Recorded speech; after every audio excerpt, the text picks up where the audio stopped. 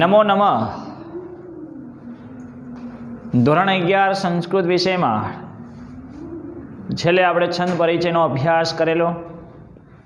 હવે આગળ 18મો પાઠ. પદ્ય વિભાગમાં તો એક જ આપણે 10મું પદ્ય બાકી છે. 9મું પદ્ય આપણા અભ્યાસમાં આ વર્ષ પૂરતું નથી. એ પછી આગળ વાત કરીએ કે જે ગદ્ય વિભાગમાં છેલ્લે મેં 16મો પાઠ ગદ્ય વિભાગમાં પાઠ 16મો સમજાયો હતો, રજુ ભસ્મ ભવતુ ઇતિ. પણ એ પાઠ પછી જે 17મો પાઠ આપેલો છે, મહાકવિ કાલિદાસ રચિત અભિજ્ઞાન શાકુંતલ નાટકમાંથી એ પાઠ લીધેલો છે. પણ એ આ વર્ષ માટે એ અભ્યાસમાં નથી. આપણે નાટકો સમજવાના છે, પણ 17મો પાઠ આપણે સમજવાનો નથી. એટલે એ નાટક હવે થોડો એકાદ પાઠ પૂરો કરી, એકાદ બે પાઠ લઈએ પછી એ નાટકો સમજવાના છે. નહીં તો 17મા પાઠ પહેલાં આપણે મહાકવિ કાલિદાસનું અભિજ્ઞાન શાકુંતલ નાટક સમજવું પડે, તો જ એ નાટકમાં થોડીક વધારે મજા આવે. પણ હવે આગળની વાત કરીએ તો ગદ્ય 18 કિમ નામ વ્યક્તિત્વમાં. પાઠ એકદમ ત્યાં સરળ અને નાનો આપેલો છે, પણ બહુ ટૂંકમાં સંક્ષેપમાં ટૂંકમાં જે વાત કરેલી છે, જે સચોટ વાત કરેલી છે વ્યક્તિત્વ વિશેની, આપણે કહીએ ને માણસાઈ વિશેની. માણસાઈ કોને કહેવાય, તો એ વ્યક્તિત્વ કોને કહેવાય એ વિશે આપણે આ પાઠમાંથી સમજવાનું છે. એક શ્લોક આપેલો છે, શ્લોક પરથી આખો પાઠ કે જ્યાં મહાત્મા કોને કહેવાય, મહાપુરુષ કોને કહેવાય, વ્યક્તિત્વ એટલે શું, એ અર્થ આ પાઠ દ્વારા આપણે સમજવાનો. એટલે જ કહું ને કે સંસ્કૃતમાં દરેક પાઠ આપણા અભ્યાસ માટે તો બરાબર છે, પણ જીવન માટે પણ ખૂબ જ ઉપયોગી બની રહે છે. એક પછી એક પાઠ આપણે જોઈએ તો કંઈક એમાંથી પ્રેરણા મળે છે. તો આમાંથી પ્રેરણા આપણે એ જ લેવાની છે કે આપણે મહાપુરુષ એટલે કે સાધુ સંત થઈ જઈએ અને ભગવા વસ્ત્ર ધારણ કરેલે એમ નહીં, પણ મહાપુરુષ એટલે કે જેનું વ્યક્તિત્વ, જેના ગુણો છે એનાથી માણસ પ્રસિદ્ધ થાય. કોઈ ધન રૂપિયા પૈસાથી ક્યાંય વ્યક્તિ કોઈ મહાન બનેલો આપણે સાંભળેલો છે?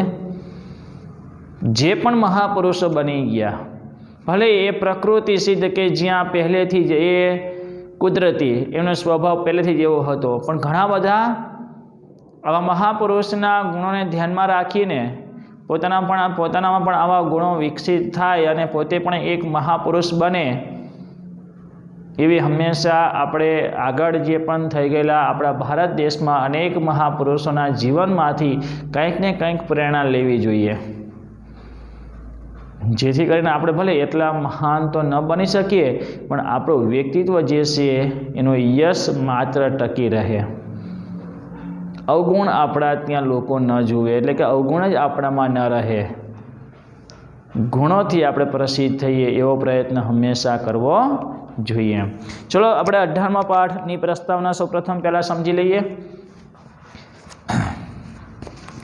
કિમ નામ વ્યક્તિત્વમાં. કિમ એટલે શું, નામ એટલે ખરેખર, વ્યક્તિત્વ એટલે વ્યક્તિત્વ. ખરેખર વ્યક્તિત્વ શું છે? આમાં પાઠમાં જે શીર્ષક આપેલું છે ને એમાં પ્રશ્ન કરેલો છે, અને એ પ્રશ્નનો આપણે જવાબ એક શ્લોક દ્વારા આપણે એને સમજવાનો છે. તો અહીંયા આપેલું છે કિમ નામ, એટલે પ્રશ્ન જ ત્યાં કરેલો છે કે વ્યક્તિત્વ, ખરેખર વ્યક્તિત્વ કોને કહેવાય, ખરેખર વ્યક્તિત્વ શું છે?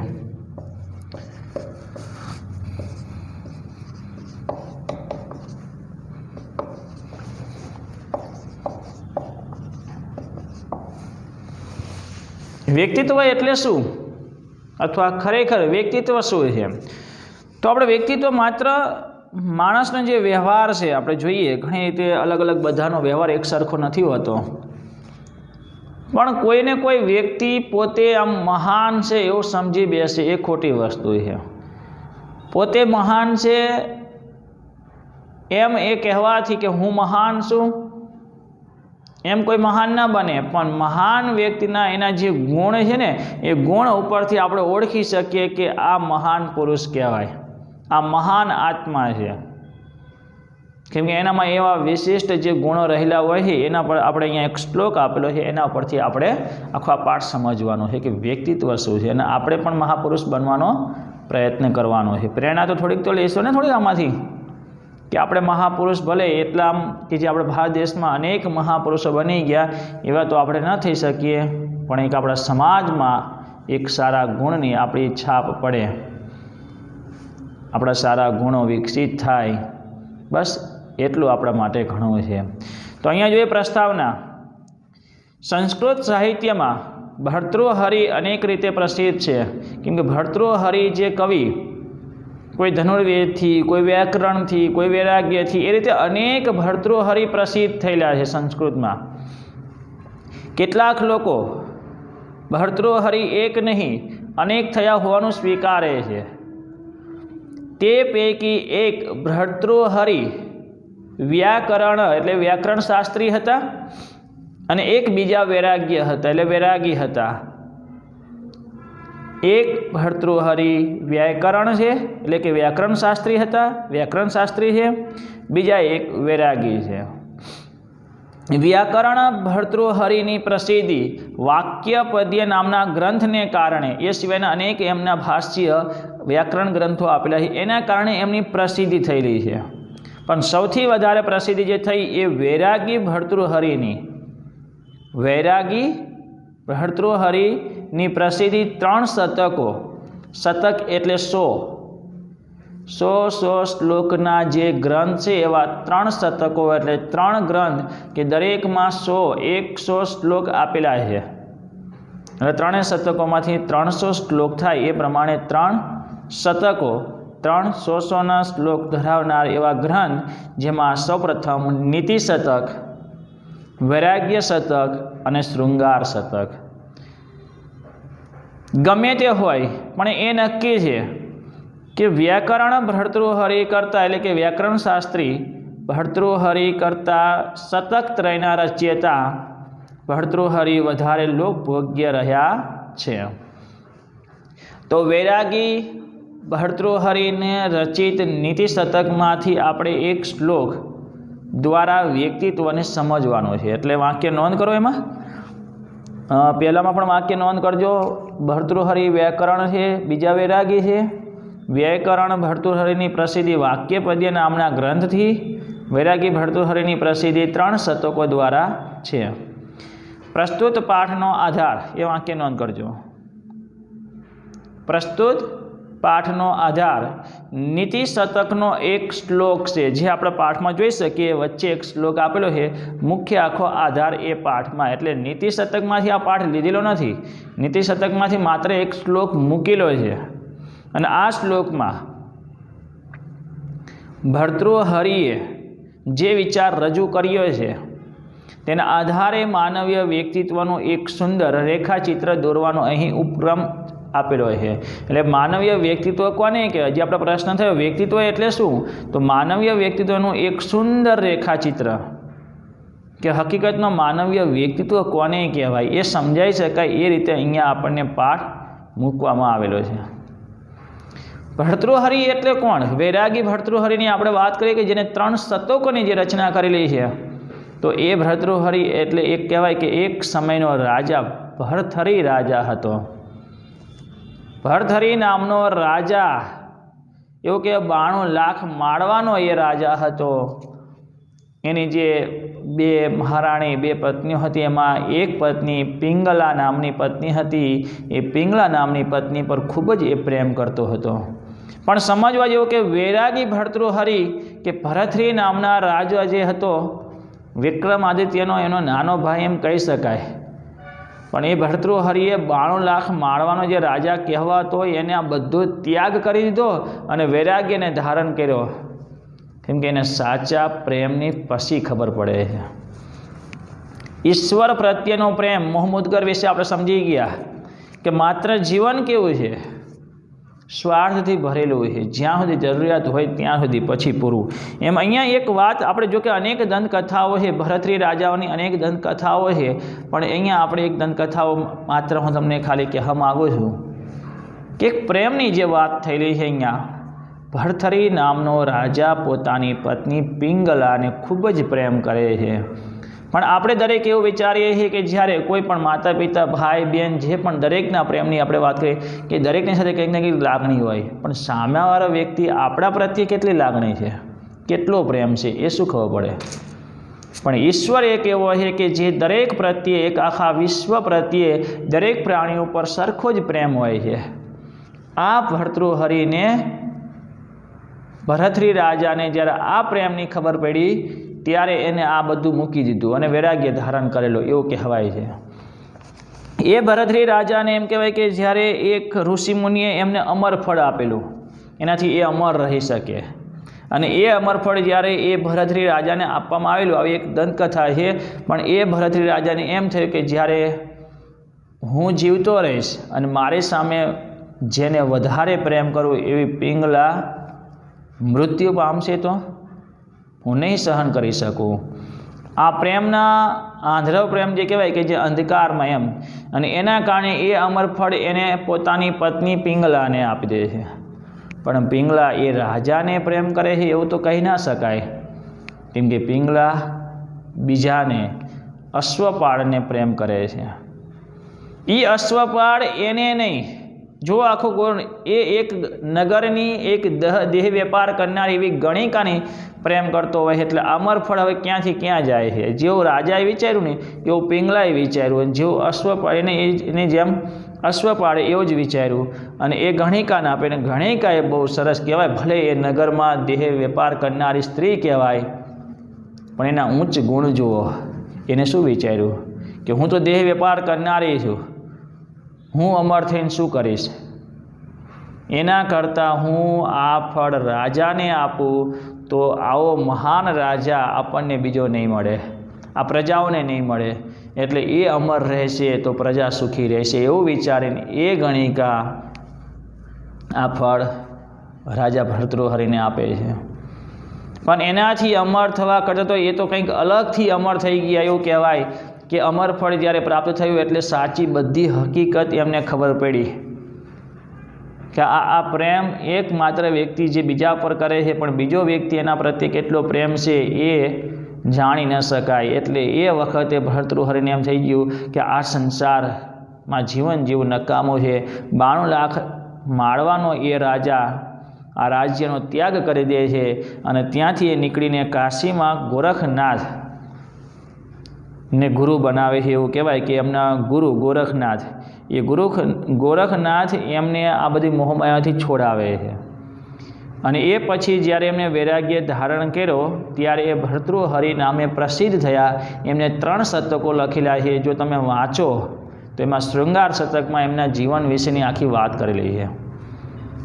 જે શૃંગાર શતકમાં એટલે જે જીવનમાં જે પેલા ભરથરી નામનો જે રાજા હતો, એની પત્ની પ્રત્યેનો જે પ્રેમ હતો, આ બધું માત્ર ખોટું છે એવું જ એમને કહ્યું છે. પ્રેમ માત્ર ઈશ્વરને કરો, એના પર વિશ્વાસ રાખો, એ વિશ્વાસ ક્યારેય નહીં તોડે એવું એને લાગી આવે છે. અને પછી બસ ઈશ્વર સિવાય એક શિવ વાસના એનામાં ત્યાં એ ઊભી થઈ જાય છે, એના સિવાય એને કંઈ દેખાતું નથી. એવી બીજી એક દંતકથા એવું કહેવાય છે કે ગોરખનાથે એની પરીક્ષા માટે કે હજુ આ ભર્તૃહરિને સંસાર પ્રત્યે લગાવ છે કે નહીં, એટલે એના માટે એને ભિક્ષા લેવા માટે ત્યાં જ મોકલે છે પિંગલાની પાસે. અને એ પિંગલાને ત્યાં કહે ભિક્ષામ દેહી, ભિક્ષા આપો. ભિક્ષા જ્યારે લેવા આવે પિંગલા ખૂબ જ દુઃખને વ્યક્ત કરે છે, એમની સામે રડે છે, તમે પાછા આવી જાઓ. પણ નહીં, પિંગલા કહે તો હું તમારી સાથે આવીશ, તો કે નહીં, એમે નહીં, કેમ કે સાધુ મહારાજ વૈરાગ્ય ધારણ કરેલો હોય એની સાથે તમે ના રહી શકો. લોકો કેવું વિચારશે? નહીં, હવે તો ઈશ્વર સિવાય મારું કોઈ નહીં. એટલે આવી પરીક્ષાઓ પણ થયેલી છે. એ ભરથરી રાજા કે જેને આવા સંસારના જે એમ કહેવાય કે ધનનો ત્યાગ કરેલો છે, એટલે માણસ માત્ર ધનથી ક્યાંય પ્રસિદ્ધ ના થાય. તમે ક્યાંય જોયું કોઈ પણ ધનથી, પૈસાથી કે અનેક રાજ્યો એની પાસે ધન સંપત્તિ ખૂબ જ હતું એનાથી એ મહાન પુરુષ બનેલો હોય? કોઈ પણ આપણે એનું નામ ક્યાંય સાંભળેલું છે? નહીં. મહાન પુરુષ માત્ર જનસેવાથી, લોકોનું ભલું કામ કરતો હોય, લોકોનું કલ્યાણ કરનાર જે વ્યક્તિ હોય એ જ મહાપુરુષ બની શકે. એટલે અહીંયા કહેવાય છે કે મહાપુરુષ માટેનો એક સરસ ત્યાં જે શ્લોક આપેલો છે ભર્તૃહરિએ નીતિ શતકમાં, નીતિની જે વાત થયેલી છે, જીવનમાં જે નીતિ વિશે નીતિનું જ્ઞાન એમાં આપેલું છે. વૈરાગ્ય શતકમાં વૈરાગ્ય જે ધારણ કર્યો એ પ્રસંગ દરેકમાં 100 શ્લોક આપેલા છે, એટલે એને શતક કહેવાય છે. એવા 3 શતકોની રચના ભર્તૃહરિએ કરેલી છે। એ ભર્તૃહરિ જે નીતિ શતકમાં જે એક શ્લોક આપેલો છે અને એ શ્લોક દ્વારા આપણે સમજી શકીએ કે મહાપુરુષ કોને કહેવાય। આપણે બધા તો સમાજમાં બસ અત્યારના સમયમાં તો બધા દોડાદોડી જ કરતા હોય મહાપુરુષ બનવા માટે। કોઈ વસ્ત્રથી એમ કે જો હું કેટલો મહાન છું વસ્ત્રથી, કોઈ જ્ઞાનથી મહાન બનવા માટેનો પ્રયત્ન કરતા હોય છે, તો કોઈ વાણીની છટાથી ત્યાં એ મહાન બનવાનો પ્રયત્ન કરતા હોય છે, પણ એમ કોઈ મહાન બની શકાતું નથી। સાચો મહાત્મા કોણ છે? સાચું વ્યક્તિત્વ શું છે? ભલે આપણે દરેકનું વ્યક્તિત્વ, દરેકનો વ્યવહાર એક સરખો નથી, પણ સાચા એવા મહાપુરુષને તમારે ઓળખવો હોય તો એના માટે જે નીતિ શતકમાં આપેલો જે શ્લોક છે એ ગુણ એનામાં હોવા જોઈએ। કયા ગુણ? તો આગળ જો ફકરો આપેલો છે પ્રસ્તાવનામાં, પ્રત્યેક માનવના જીવનમાં ક્યારેક ને ક્યારેક 6 અવસર આવતા જ હોય છે। બધાના જીવનમાં આ 6 પ્રસંગ માટે જે આપેલો શ્લોક છે એ 6 પ્રસંગ દરેકના જીવનમાં આવતા જ હોય છે। જો કે વ્યક્તિની પોતાની પદ પ્રતિષ્ઠાના સંદર્ભે આ 6 પ્રસંગોનો વ્યાપ લાંબો ટૂંકો હોઈ શકે છે। દરેકને એક સાથે જ આવે અને સરખા જ આવે એવું જરૂરી નથી, પણ આ 6 પ્રસંગો લગભગ બધાના જીવનમાં આવે જ એવું અહીંયા કવિ કહેવા માગે છે। પણ તે આવતા તો હોય જ છે, એ નક્કી છે। આ 6 અવસર કયા? તો આ 6 અવસર છે, 6 પ્રસંગ કયા છે? વિપત, વિપત એટલે આપત્તિ, તથા અભ્યુદય એટલે ઉન્નતિ, સદસ એટલે કે સભા કે યુદ્ધમ, યુદ્ધ એટલે કે યુદ્ધમાં, અને યુદ્ધમાં સ્થિતિ, યશસ કે શ્રુતિનો વિચાર, યશસ એટલે કે યશ પ્રાપ્ત કરવો, યશ મેળવવા માટે, શ્રુતિ એટલે જ્ઞાન, વેદનું અન્ય નામ શ્રુતિ એટલે એકબીજા પાસે જે સાંભળવામાં આવ્યું એને શ્રુતિ કહેવાય। એમ શ્રુતિ એટલે વેદનું જ્ઞાન, એટલે જે જ્ઞાન આપણે પ્રાપ્ત કરીએ છીએ તે। આ 6 પ્રસંગમાં, આ 6 અવસરમાં માણસ ક્રમશઃ કયા ગુણોને પ્રાપ્ત કરે છે? તો વિપત, વિપતના સમયે ધૈર્ય એટલે કે આફતના સમયે ધીરજને ધારણ કરે છે। અભ્યુદય ઉન્નતિના સમયમાં, પ્રગતિના સમયમાં ક્ષમાભાવ રાખે છે। સદસ એટલે સભામાં વાણીનું ચાતુર્ય હોય છે। યુદ્ધમાં હંમેશા પરાક્રમ બતાવવાનું હોય છે। યશસ, યશમાં હંમેશા એને લગાવ, યશ નામના પ્રાપ્ત કરવા માટેનો એનો લગાવ હોવો જોઈએ, એને પ્રેમ એના પ્રત્યે હોવો જોઈએ। શ્રુતિનો વિચાર કરીએ તો શ્રુતિ એટલે જે જ્ઞાન મેળવવામાં હંમેશા દરેક વ્યક્તિઓને વ્યસન હોવું જોઈએ। તો અહીંયા જે વાત કરીએ એ પ્રમાણે આપણે સમજવાનું કે 6 અવસર એટલે કે આફત, ઉન્નતિ, માણસને ઘણી વખત ત્યાં આફત આવે છે, ઘણી વખત ત્યાં એ પ્રગતિ એટલે ઉન્નતિમાં પણ હોય, ક્યાંક એને સભામાં પણ રહેવાનું હોય છે, ક્યારેક એને યુદ્ધમાં પણ જવાનું હોય છે, ક્યારેક યશ મેળવવાની બાબતમાં એ લાગેલો હોય છે, અને ક્યારેક જ્ઞાન મેળવવાની બાબતમાં એ હોય છે। તો અહીંયા જે વાત કરી પ્રમાણે કે ગમે તેવી આફતનો સમય, હવે મહાપુરુષ કોઈ વસ્ત્રથી, કોઈ જ્ઞાનથી, કોઈ માત્ર વાક છટાથી નહીં, એટલા માત્રથી એ મહાન ન બની જાય, પણ મહાન પુરુષ, તમારે 9માં એક શ્લોક આવતો, પક્ષી એક પાંખથી આગળ જઈ શકતું નથી, પક્ષીઓને 2 પાંખ જોઈએ। કોઈ એમ માણસ વિદ્વાન કહેવાતો નથી, સત્ય પર હોય, એટલે ધર્મના આપણે 10 લક્ષણો સમજી ગયા, એ બધા લક્ષણો જેનામાં હોય એને મહાપુરુષ કહેવાય ટૂંકમાં। અને એવો જ વ્યક્તિ આફતના સમયે ધીરજ રાખી શકે। ધૈર્ય, ધીરજ, ધર્મનું પહેલું લક્ષણ ધૃતિ। સુખ હોય, દુઃખ હોય, કોઈ પણ સમય એટલે કે આફતના સમયે ધીરજને ધારણ કરે છે। ઉન્નતિના સમયમાં દરેકને ક્ષમાભાવ એટલે જ્યારે પ્રગતિ થાય, ઉન્નતિના સમયમાં ધન સંપત્તિ વધે છે, અને એવા સમયમાં બહુ ઉછળ કરે ને તો ક્યારેક પડે, નક્કી ના હોય, પણ નહીં, મહાપુરુષ તો ઉન્નતિના સમયમાં પણ દરેકની સાથે ક્ષમાભાવ રાખે છે। ક્ષમા કરવી, બસ એ જ ભાવ એનામાં રહેલો હોય છે, એનામાં કોઈ ખોટું ઘમંડ, અભિમાન હોતું નથી। સભામાં વાણીનું ચાતુર્ય હોય, સત્ય પર અડગ હોય, અસત્યનો માર્ગ ના લે। વાણીનું ચાતુર્ય એટલે કયું? ખોટું ગમે તે બોલે એમ વાણીનું ચાતુર્ય નહીં, પણ વાણીનું ચાતુર્ય માત્ર સત્ય પર એ અડગ છે। યુદ્ધમાં પરાક્રમ, યુદ્ધમાં કાયરની માફક ભાગી જતો નથી, યુદ્ધમાં પછી એનું પોતાનું પરાક્રમ એ બતાવે છે. યશ મેળવવાની બાબતમાં હંમેશા એની ટેવ હોય છે કે સાચો યશ, સાચી કીર્તિ. કેમ કે માણસનું મૃત્યુ થઈ જાય, દેહનો નાશ થાય, પણ યશ હંમેશા જીવે છે, કીર્તિ જીવે છે.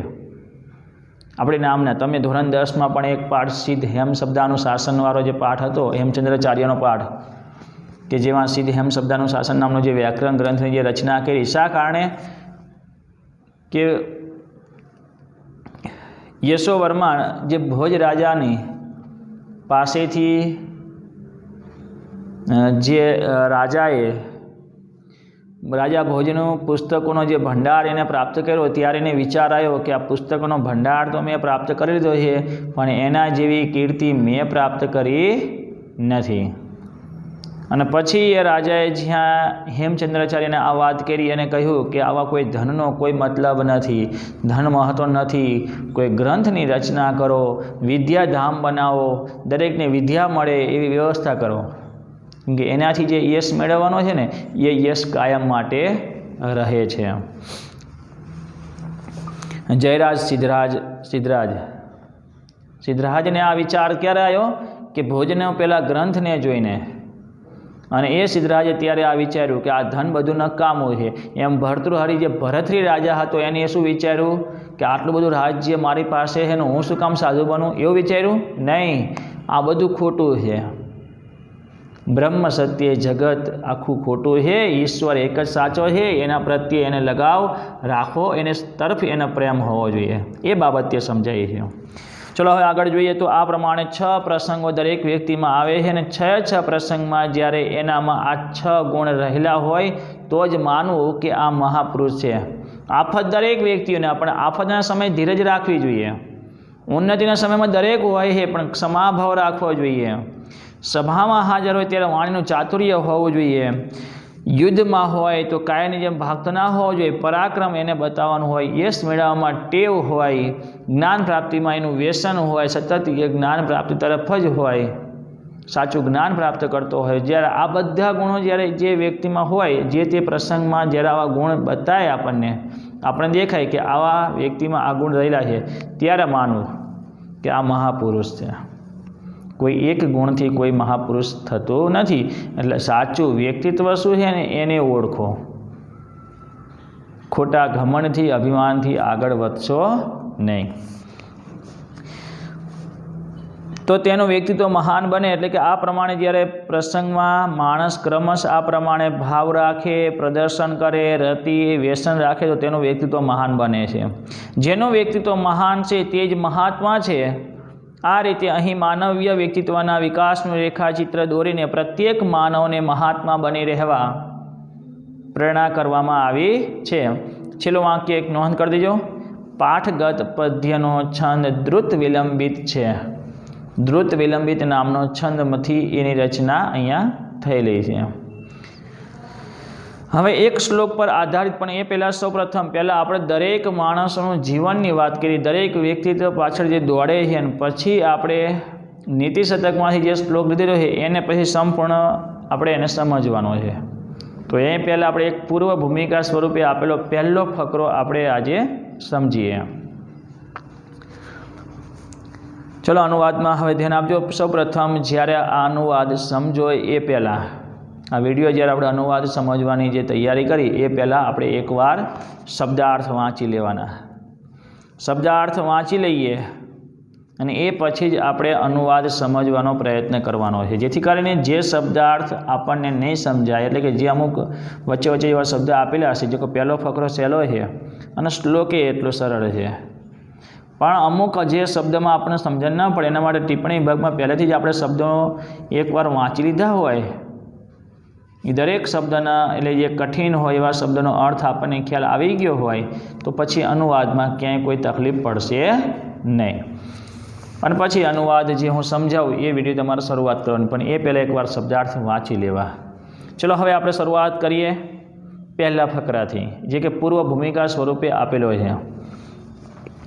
સર્વેષાં જનાનામ ઇયમ કામના ભવતિ યત અસ્મદીયમ વ્યક્તિત્વમ મહત સ્યાત સર્વેષામ એટલે બધા સર્વ લોકો બધા સર્વેષામ જનાનામ સર્વ લોકોની સર્વ માનવોની ઇયમ કામના આ કામના એટલે ઈચ્છા આ ઈચ્છા ભવતી હોય છે યત કે અસ્મદીયમ અમારું વ્યક્તિત્વ મહત અમારું વ્યક્તિત્વ મહાન સ્યાત એટલે થાય બધા લોકોની ઈચ્છા એ જ હોય ને કે અમારું વ્યક્તિત્વ મહાન થાય કોઈ ઝઘડો કરીને પાછું વ્યક્તિત્વ મહાન કરવાનો વિચાર કરતો હોય આમ ઝઘડો કરે એટલે આમ એને એમ લાગે કે આહા જો કેવો પ્રસિદ્ધ થયો સાચા ગુણોથી જે માણસ પ્રસિદ્ધ થાય ને એ કાયમ માટે મહાપુરુષ બની રહે છે ભલે પછી એનો દેહ જીવિત નથી એટલે આપણે જોઈએ ઘણા બધા આપણે ભારત દેશમાં ઘણા બધા મહાપુરુષોએ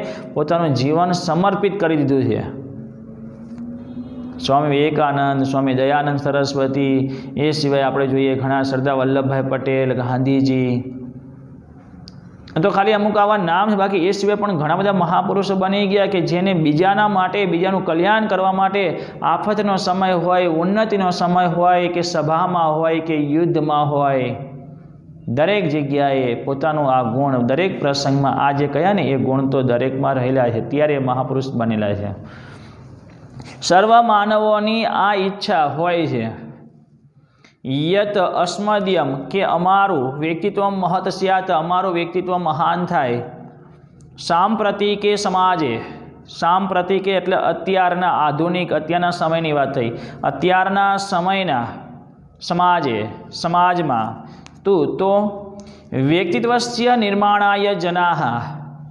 વ્યક્તિત્વસ્ય એટલે વ્યક્તિત્વના નિર્માણાય નિર્માણ માટે જનાહ લોકો વિષયતઃ વિશેષતઃ પ્રયત્નરતા સંતિ વિશેષતઃ પ્રયત્નરતા રત એટલે મગ્ન લાગેલા રહેવું વિશેષતઃ એટલે ખાસ કરીને વિશેષ કરીને પ્રયત્નરતા એટલે પ્રયત્નશીલ એટલે હંમેશા પ્રયત્ન કરવામાં લાગેલા સંતિ એટલે રહે છે અત્યારે આપણે જોઈએ ઘણા બધા એવા લોકો છે કે જ્યાં આમ કહેવાય કે ઘણું બધું દાન આપે છે પહેલાં જે દાન આપતા એ કોણ દાન આપે છે ખબર ન રહેતી અત્યારે દાન માત્ર એક નામ જાહેર થાય પોતાનો દેખાવો થાય પ્રસિદ્ધિ થાય અને એ રીતે વ્યક્તિત્વ મહાન કરવા માટે દોડે છે પણ એ ખોટું છે અત્યારના સમયના સમાજમાં તો વ્યક્તિત્વના નિર્માણ માટે લોકો ખાસ કરીને પ્રયત્નશીલ રહે છે વિવિધેન ઉપાયન એટલે જુદા જુદા ઉપાયોથી વિવિધયા ક્રિયયા ચ અને વિવિધયા ક્રિયયા એટલે જુદી જુદી ક્રિયાથી તે સ્વકીયમ તેઓ પોતાનું વ્યક્તિત્વ વિકાસયતુમ સ્વકીયમ વ્યક્તિત્વ એટલે પોતાનું વ્યક્તિત્વ વિકાસયતુમ વિકસાવવા માટે ને વિકાસ માટે એટલે કે જે પોતાના વ્યક્તિત્વને વિકસાવવા માટે પ્રયત્નતે પ્રયત્ન કરે છે પ્રયાસ કરે છે ઘણા બધા આપણે જોઈએ તો અત્યારના સમયના સમાજમાં ઘણા બધા એવા લોકો છે કે જે વ્યક્તિત્વના નિર્માણ માટે ખાસ કરીને હંમેશા પ્રયત્નશીલ રહેતા જ હોય છે જુદા જુદા કોઈ ઉપાયથી જુદી જુદી ક્રિયાથી પોતાનું વ્યક્તિત્વ મહાન કઈ રીતે બને એને વિકસાવવા માટેના પ્રયત્ન હંમેશા કરે પણ મહાપુરુષ થવા માટે આ પ્રયત્ન કરવાની જરૂર જ ના રહે કુદરતી જે આપણો સ્વભાવ હોય પહેલેથી આપણે આફતના સમયે રડવા ના બેસીએ ધીરે જ રાખીએ એટલે જે ગુણો જે પ્રસંગમાં બને છે ને એના ઉપર આપણે ખાસ ધ્યાન રાખવાનું છે પરંતુ સંધિ ત્યાં છૂટી પડશે પરંતુ અત્ર એટલે અહીં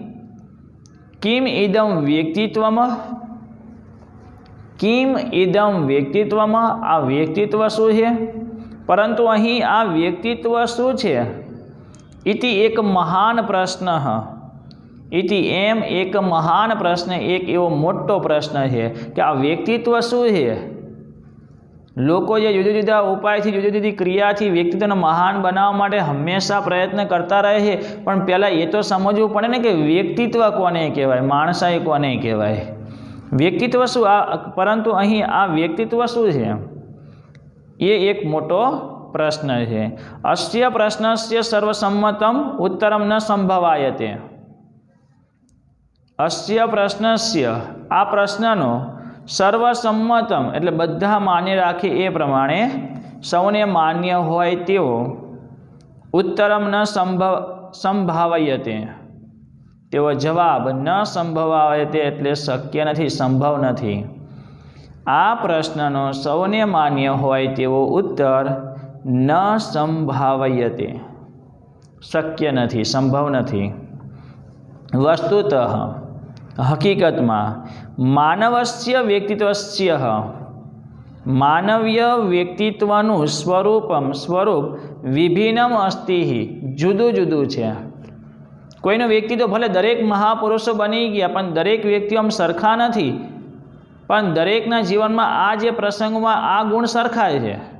એટલે અહીંયા જે વાત તે પ્રમાણે કે હકીકતમાં માનવીય વ્યક્તિત્વનું સ્વરૂપ જુદું જુદું છે, જુદું હોય છે. તથાપિ તો પણ યાવત પર્યંતમ વ્યક્તિત્વસ્ય સ્વરૂપમ એવ યાવત તાવત એટલે જ્યાં સુધી ત્યાં સુધી, યાવત પર્યંતમ એટલે સુધી એટલે આખો અર્થ લેવાનો. યાવત પર્યંતમ જ્યાં સુધી, તાવત પર્યંતમ ત્યાં સુધી.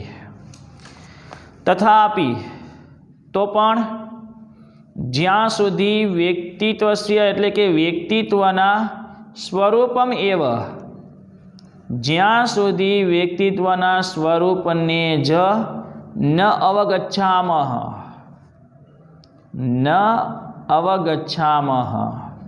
ન એટલે નહીં, અવગચ્છામ એટલે આપણે જાણીએ છીએ, પણ અહીંયા ન અવગચ્છામાં આપણે જાણતા નથી. સ્વરૂપને જ આપણે નહીં જાણીએ ત્યાં સુધી, જ્યાં સુધી વ્યક્તિત્વના સ્વરૂપને જ આપણે નહીં જાણીએ ત્યાં સુધી કથમ નામ વ્યક્તિત્વસ્ય તો કેવી રીતે, કથમ કેવી રીતે, નામ વ્યક્તિત્વસ્ય નિર્માણાય વ્યક્તિત્વના નિર્માણ માટે પ્રયત્ન સંભવતી પ્રયત્ન શક્ય બનશે, શક્ય થશે, સંભવ થશે કે જ્યારે આપણું વ્યક્તિત્વ મહાન થશે. બહુ સરસ ત્યાં વાત કરી કે બધા જ લોકો પોતાની એક તો ઈચ્છા એ જ હોય છે કે અમારું વ્યક્તિત્વ મહાન થાય. બધાની ઈચ્છા. તમે જુઓ ઘણી વખત ક્યાંક ફંક્શન હોય, ક્યાંક કોઈ એવો ઉત્સવ હોય, સમાજમાં જોઈએ તો સમાજમાં ઘણા બધા એવા પદને પ્રાપ્ત કરવા માટે દોડાદોડી કરતા હોય, એનાથી પોતાનું વ્યક્તિત્વ મહાન બને. પણ જે ગુણ હોય એ તો એમનામ છે, પેલા અવગુણને દૂર કરવાનો પ્રયત્ન નહીં કરે. અને આપમેળે લોકો જ હંમેશા આપણી પરીક્ષા એટલે સમાજમાં આપણી કિંમત આપણે કહેવાની જરૂર નથી, આપણા ગુણને આધારે આપણી કિંમત સમાજમાં થતી હોય છે. આપણા ગુણને આધારિત સમાજમાં આપણું વ્યક્તિત્વ દેખાઈ આવે છે. કોઈ માણસ ક્રોધના કારણે ધીરજ ખોઈ બેસે, કોઈની સામે ઝઘડતો હોય ને ક્યાંય કોઈને ક્ષમાભાવ ના આપે, સભામાં સત્ય પર અડગ ના હોય, અસત્યના માર્ગે પણ એ ચાલતો હોય, અસત્યના માર્ગે એની વાણીની જે ચાતુર્ય હોય એ ખોટું પડે છે. એમ કોઈ વ્યક્તિ મહાન ન બને, પદ પ્રતિષ્ઠાને પ્રાપ્ત કરવા માટે દોડાદોડી કરતા હોય ને એનાથી એનું વ્યક્તિત્વ મહાન ન બને. વ્યક્તિત્વને મહાન કરવા માટે સાચી સમજ આપણી પાસે હોવી જોઈએ. જ્યાં સુધી આપણે વ્યક્તિત્વના સ્વરૂપને જ નહીં જાણીએ ત્યાં સુધી કેવી રીતે વ્યક્તિત્વના નિર્માણ માટે પ્રયત્ન શક્ય બનશે. એટલે પહેલાં તો આપણું વ્યક્તિત્વ કેવું હોવું જોઈએ, અને એ વ્યક્તિત્વ માટે એટલે કે મહાપુરુષ બનવા માટે એ વ્યક્તિત્વમાં રહેલા જે ગુણો જે પ્રસંગમાં આવે તે પ્રમાણે. અને એવું નથી કુદરતી જ સ્વભાવ જ એ રીતનો હોય કે એનું વ્યક્તિત્વ મહાન બને. પણ આપણે એવું નથી કે આપણું વ્યક્તિત્વ ખરાબ છે, પણ આપણે વ્યક્તિત્વને સુધારવા માટે આપણે એક સારા વ્યક્તિ બનવા માટે જો પ્રયત્ન કરીએ તો પણ આપણે સારું વ્યક્તિત્વ પ્રાપ્ત કરી શકીએ છીએ. પણ એ પહેલાં આપણને એની ખબર હોવી જોઈએ કે કયા ગુણો મહાપુરુષમાં હોય છે અને એ પ્રમાણે આપણું એટલે હંમેશા જે મહાપુરુષો બની ગયા એના જીવન વિશે વાંચવું જોઈએ. એના જીવન વિશે સમજવું જોઈએ। એના જીવનને તમે જાણો અને એ પ્રમાણે એ તમારા જીવનમાં એનું તમે અનુકરણ કરો જે મહાપુરુષોનું, તો તમે પણ એક મહાન વ્યક્તિત્વને ધરાવી શકો છો। ચલો ફરીથી આ ફકરો અને પછી એનો અનુવાદ લખાઈ દઉં। એટલે પૂર્વ ભૂમિકા રૂપે આ વ્યક્તિત્વની જે વાત થઈ, હવે શ્લોક ઉપરથી આપણે જે તે પ્રસંગમાં બનતા જે પ્રસંગમાં જે રીતે માણસે જે ગુણને પ્રાપ્ત કરવાનું હોય એના વિશે આપણે આગળ સમજવાનું છે। પણ પહેલો ફકરો પૂર્વ ભૂમિકા સ્વરૂપે જે સમજી ગયા એકવાર અનુવાદ બોલી જવું અને પછી એને હું લખાઈ દઉં। ધ્યાન પાઠ્યપુસ્તકમાં આપજો। સર્વ માનવોની આ ઈચ્છા હોય છે કે અમારું વ્યક્તિત્વ મહાન થાય। અત્યારના સમયના સમાજમાં તો વ્યક્તિત્વના નિર્માણ માટે લોકો ખાસ કરીને પ્રયત્નશીલ રહે છે। જુદા જુદા ઉપાયથી અને જુદી જુદી ક્રિયાથી તેઓ પોતાના વ્યક્તિત્વને વિકસાવવા માટે પ્રયત્ન કરે છે। પરંતુ અહીં આ વ્યક્તિત્વ શું છે એ એક મોટો પ્રશ્ન છે। આ પ્રશ્નનો સૌને માન્ય હોય તેવો ઉત્તર શક્ય નથી। હકીકતમાં માનવીય વ્યક્તિત્વનું સ્વરૂપ જ જુદું હોય છે। તો પણ જ્યાં સુધી વ્યક્તિત્વના સ્વરૂપને આપણે નહીં જાણીએ ત્યાં સુધી કેવી રીતે વ્યક્તિત્વના નિર્માણ માટે પ્રયત્ન શક્ય થશે? એટલે પહેલાં આપણે વ્યક્તિત્વ વિશે જાણવું જોઈએ, તો એ વ્યક્તિત્વને જાણવા વિશે આપણે આગળ શ્લોક સમજવાનો છે। ચલો પહેલાં ફકરાનો અનુવાદ લખી દઈએ। પાઠનું નામ કિમ નામ વ્યક્તિત્વ, એટલે ખરેખર વ્યક્તિત્વ શું છે, એના પછી આપણે અનુવાદ। સૌપ્રથમ પહેલો ફકરો, સર્વ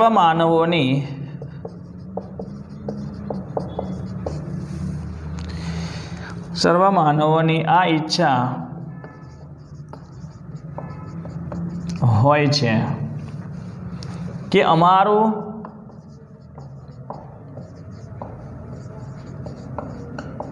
વ્યક્તિત્વ મહાન થાય।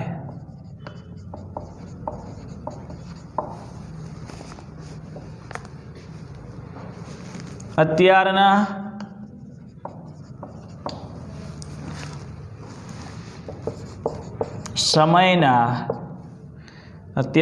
સમયના સમાજમાં તો વ્યક્તિત્વના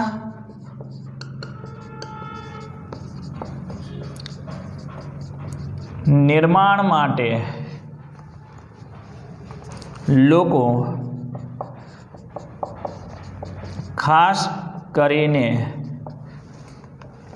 પ્રયત્નશીલ રહે છે।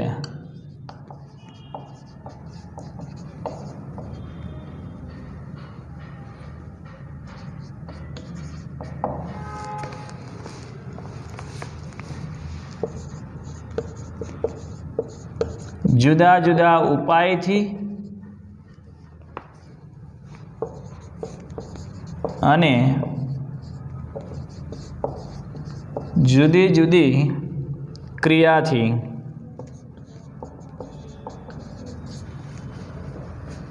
તેઓ પોતાના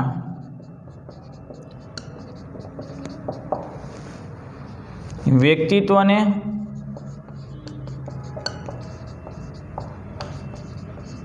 વિકસાવવા પ્રયત્ન કરે છે, વિકસાવવા માટે પ્રયત્ન કરે છે।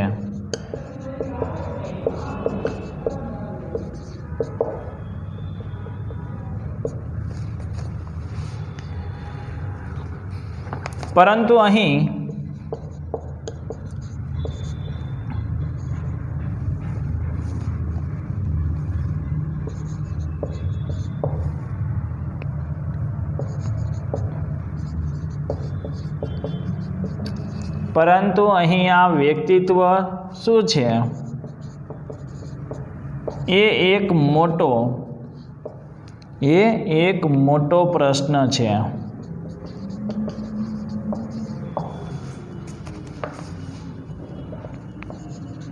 આ પ્રશ્નનો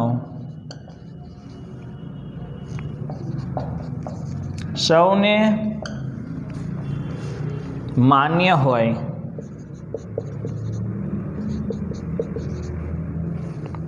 સૌને માન્ય હોય એવો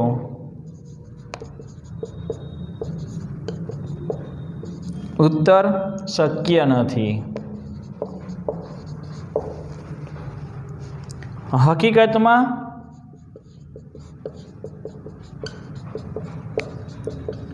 માનવીય વ્યક્તિત્વનું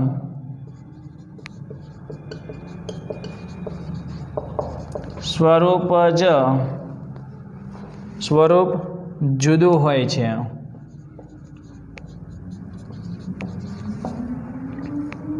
તો પણ આ પ્રશ્નનો સૌને માન્ય હોય એવો ઉત્તર શક્ય નથી, પણ હકીકતમાં માનવીય વ્યક્તિત્વનું સ્વરૂપ જુદું હોય છે. તો પણ જ્યાં સુધી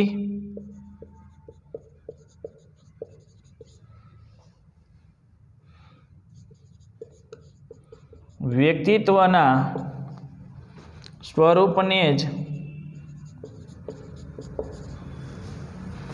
આપણે નહીં જાણીએ ત્યાં સુધી કેવી રીતે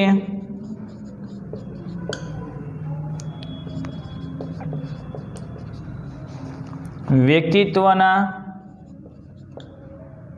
નિર્માણ માટે પ્રયત્ન શક્ય થશે?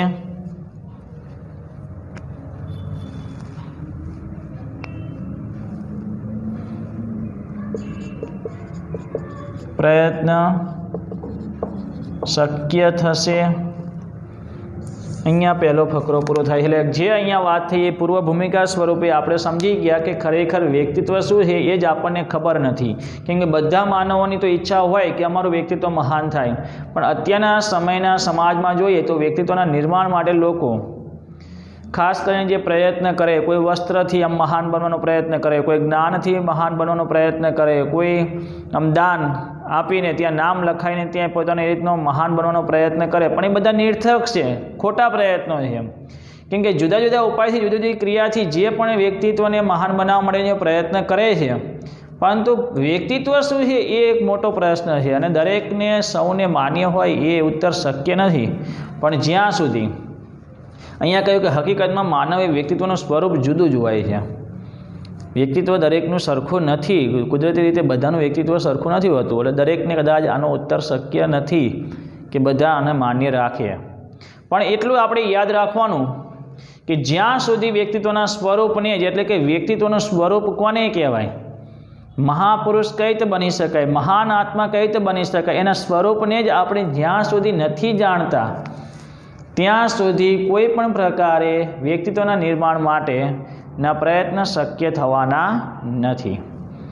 વ્યક્તિત્વને મહાન બનાવવા માટે, પહેલાં મહાપુરુષ બનવા માટે એના પ્રત્યેના જે એના ગુણો હોય, એનું જે સ્વરૂપ છે એને જાણવું પડે. કોઈ વસ્ત્ર, જ્ઞાન કે કોઈ પછી વાણીથી જ માત્ર ત્યાં એ વ્યક્તિત્વ મહાન બનાવવા ઈચ્છે તો એ ખોટું પડે. એકથી નહીં, અનેક ગુણો જ્યારે હોય ત્યારે એ વ્યક્તિત્વ મહાન બનાવી શકે. ચલો, આ પૂર્વ ભૂમિકા આજે આપણે આ સમજી ગયા. હવે નેક્સ્ટ કે જ્યારે ભર્તૃહરિએ રચેલું નીતિશતક, એ નીતિશતકમાંથી જે લીધેલો એક જે શ્લોક દ્રુત વિલંબિત છંદથી જે રચાયેલો જે શ્લોક છે એને આપણે સમજવાનો છે. પદ્યના સ્વરૂપે સમજી લઈશું, એના પછી ગદ્યના સ્વરૂપે પણ એ જ રીતે એને સમજાવવામાં આવેલો છે, અને છેલ્લે ઉપસાહાર, પછી પાઠને સંકેલી લેવો.